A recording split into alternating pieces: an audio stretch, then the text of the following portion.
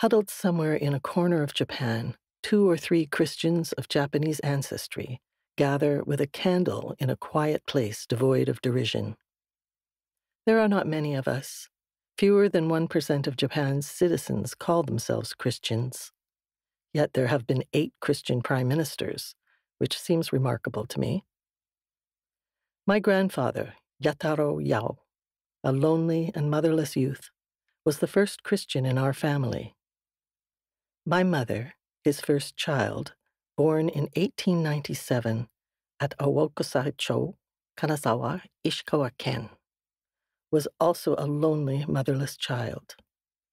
She was the most truthful person I have known and the most earnest Christian. My father, raised a Buddhist in Japan, was converted to Christianity in Canada and became a priest in the Anglican Church. After Japan attacked Pearl Harbor in December 1941, the government of Canada interned the entire Japanese-Canadian population along the British Columbia coast. 22,000 of us were suddenly enemy aliens, a security threat, potential fifth columnists, a breath away from barbarity.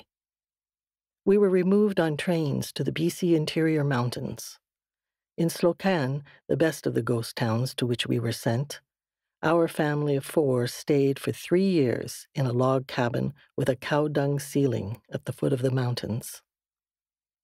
My older brother Tim and I watched newsreels with hundreds of other kids at the Saturday night movies in the Oddfellows Hall. We saw how unthinkably horrible the Japs were. We were not Japs, my brother said. Except that we were. Not all Germans were Nazis, but all Japanese were Japs. The homes we had left fell en masse into the hands of the custodian of enemy alien properties for safekeeping. Eventually, we learned what safekeeping meant. Safe, but not for us. Keeping, but not for us. Our properties were sold without our consent, and none of us got them back.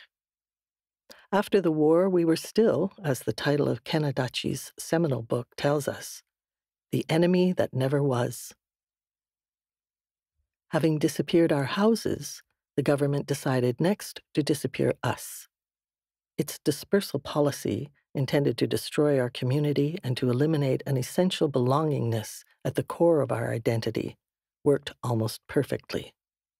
We were tossed as pearls of a broken necklace and as scraps for the dogs of labor, a few here, a few there, over the vast Canadian landscape. We Japanese were no longer we Japanese. Many of us, Canadian-born naysays, learned to say with a sense of appropriateness that most of our friends were white and we hardly knew any other Japanese Canadians. As a community, we paid the price. We were the stand-ins, the scapegoats for the enemy, Japan.